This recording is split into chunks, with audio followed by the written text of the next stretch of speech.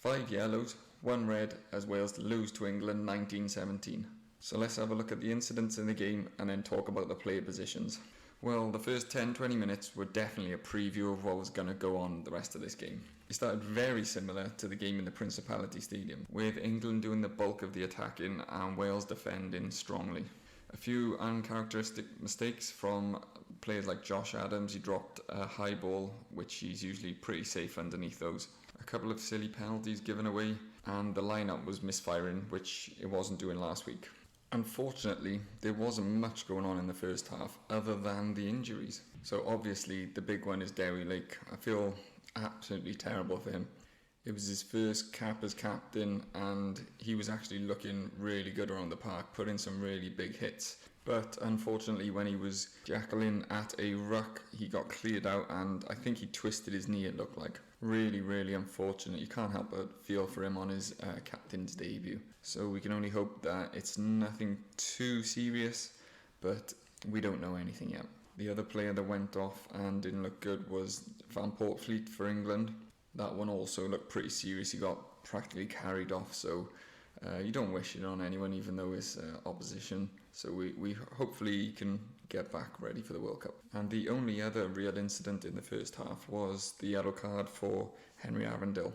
Really smart work by Liam Williams. Called the mark, took the quick tap and sort of baited him into tackling him. Really, really stupid move from Arundel, but good work from Liam Williams. So then we came out for the second half and that's when the fun really began. 41 minutes you had Tommy Raphael getting a yellow card. I think it was quite harsh. I'm not a ref. He did have his hands on the floor and it was a cumulative card. The ref had warned them before half time, I think, that someone was going to go into the bin, was it to be more infringement, and I think he was quite lucky because you've seen those given as steals. He was in there really quick, but he did put his hands on the floor first, so yeah, by the letter of the law I guess, but I think that was quite harsh. It was more of the same then. England basically doing most of the attacking, Wales not being able to win many set pieces, couldn't win many lineouts consistently. Even when Sam Parry came on, there wasn't real much change in the lineout, which is worrying. And the scrum was struggling again. A lot of penalties conceded, and England were really putting a lot of pressure at scrum time, especially as the game went on. Plumtree then went off, not too sure what that was. It looked like a shoulder and he looked like he was in a lot of pain. He was trying to will himself to carry on, but he actually had to come off, so that was unfortunate for him. Then we had the third yellow card, which was Ellis Genge. This eventually led to a good attacking position for Wales. Great crossfield kick from Dan Biggar. Adams goes up and wins it, and Freddie Stewart just comes out and basically takes his legs out from underneath him and he crashes down. After some discussion with the TMO, they decide to give a penalty try and a yellow card for Freddie Stewart, which I think was a correct decision on both. Not 3 minutes later, the TMO gets involved and they pick Farrell out for a high tackle on Tane Basham. I must admit, in real time I didn't pick this up. Basham went on a good run, had a good strong carry, and it looked like Farrell just put in a good hit on him. But then as you saw it on the TMO, you saw that it was basically no arms, shoulder to the chin. So Farrell was given a yellow card under review. At this point, England have 3 players in the bin. Then we actually finally see a little bit of rugby being played. Dan Biggar shapes the kick and then sees that it's on outside, gives it to Joe Roberts. He goes breezing past Ollie Lawrence and has a really good run, and Thomas Williams doing what every good scrum half does, supporting him on the inside, and runs in an easy try for Wales. At this point, as a Wales fan, I was jumping around because I thought, well, signed, sealed, delivered. Easy win now. England gets some of the players back on the pitch, and from the ensuing kick-off of the Thomas Williams try, we give away a penalty straight away. A poor clear out and not releasing on the floor. England then kick to the corner and Itoje scores. I think at this point then, Wales was still 1 point in the lead, but the wheels just completely started to fall off then. Couldn't hit a line out, couldn't win a scrum.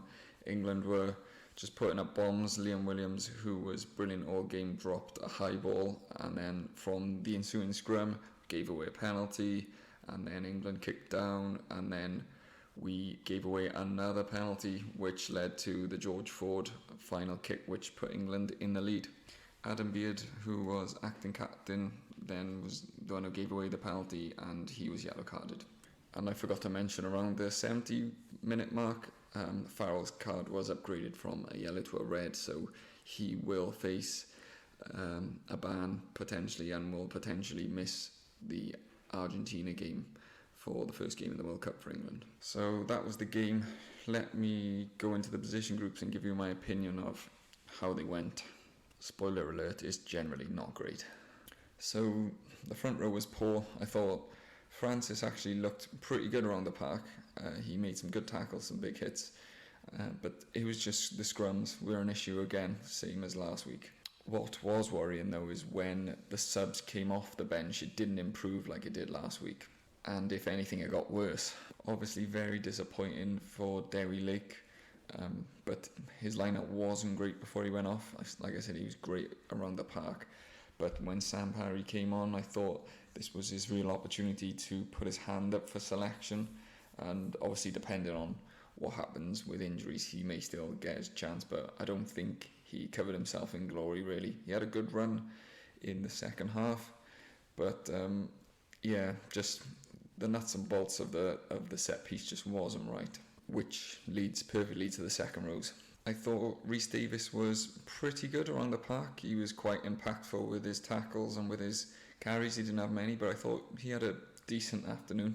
But I think Adam Beard potentially took a step back in his battle for selection. He obviously took over as captain, but to be honest, I don't know whether it was me. Let me know in the comments if you thought the same. He didn't seem like he had a lot of control on the team. That might just be my opinion, but I thought a lot of the more senior leadership players were almost making the decisions for him, talking to the ref, plays like Bigger. I know he always does that, but Liam Williams, I don't know, it just seemed a bit chaotic. At one point, I'm sure he was like, I'm the captain, I'll make the decisions. But I don't know if anyone else noticed that, but if you did, put it in the comments, because I don't know whether it was just me imagining it. And obviously the line out was a massive issue again. I believe it was 6 lost, and it was a mess. Sometimes they weren't even jumping. It seemed like they were just not knowing who was going up, what the call was. It was really weird. And I know it sounds like I'm just bashing Adam Beard now, which I'm not, because a lot of players didn't perform, but he is the line-out captain, I think, and the line-out was really good last week. They were 100%, and this week it was a mess, so I'm not sure if that means anything, but there was big issues there, so I don't know what's going on. I'll give Adam Beard a break now and move on to the back row. Not a great game for the back row again. This was a key battleground for players to put their hands up. I said prior to this game that Rafael really needs to go out and make a big impact, and unfortunately, while he was busy, he just didn't have the impact that he definitely needed. Obviously the yellow card is not going to help him. He didn't really get any steals, so not great. Lydiate was very quiet, not really many of his trademark big hits, and Plumtree had a poor game before he went off injured, unfortunately. 2 really basic handling errors. There was a lot of pressure on him, because I think people saw his performance last week, myself as one of them, and thought, we've got a real player and maybe he's going to be really putting his hands up for selection for the Fiji game, and they played him number 8 and he just didn't have the big impact. Like I said, dropped a lot of balls and then went off injured. Not too sure how bad the injury was, but I believe it was his shoulder, so we'll know in the week a little bit more once he has a scan and stuff. But I did think Tane Basham did good when he came on. Did have a knock on, but I thought he was quite good with his carrying. He was pretty impactful and he was busy. You noticed him, so that's a good thing. Also, versatility, he can play anywhere across the back row, so that's going to stand him instead, especially if Plumtree is a long-term injury now. I think Basham put his hand up, and maybe it'd be good to see him get a start next week. Thomas Williams was good with what we had, obviously scored his try. Owen Williams was definitely disappointed when he came off. he didn't have the opportunity to really put his stamp on the game. Wales just didn't have the ball in the first half, and it was just a bit unfortunate for him. He's got all the traits, and the fact that he can play 12 might give him that extra chance over someone else.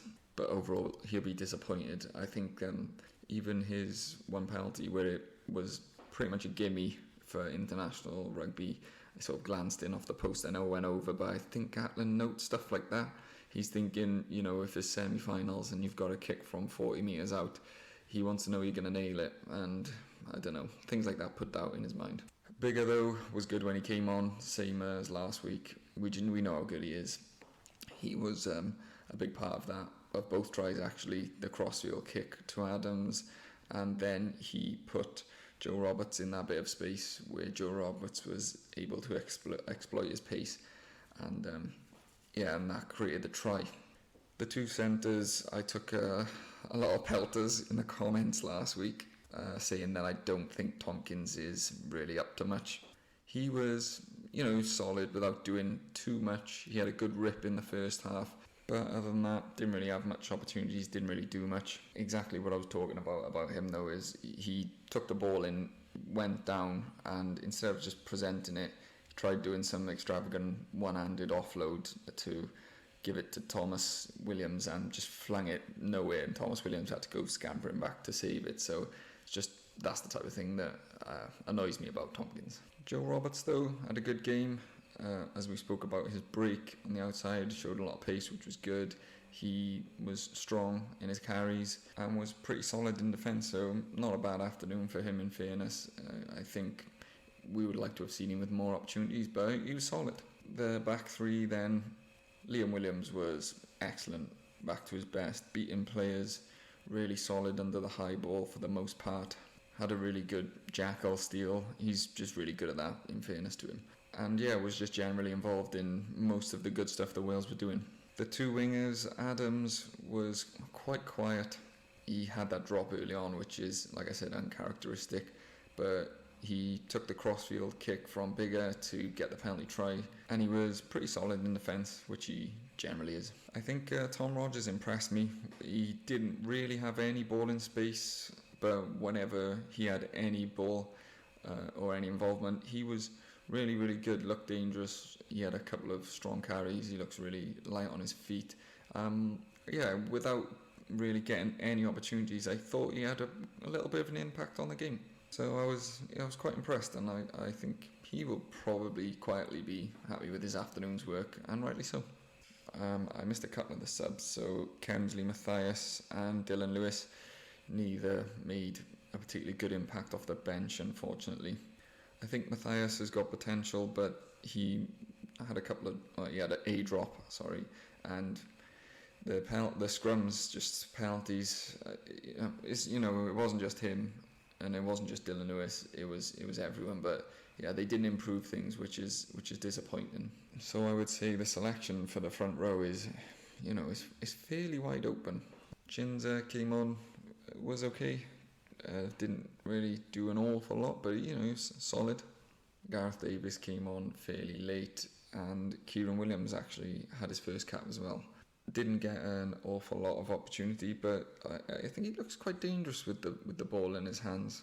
I'd like to see him get a full opportunity. I'm not sure whether we will, but it's something I would definitely like to see. If you agree or disagree with any of my opinions, feel free to comment below. Hopefully Tompkins' army doesn't come after me too hard. But overall, poor game for both teams. England will be happy that they managed to go down to 13 players and still pull the victory off. Wales maybe brought down to earth with a bit of a bang.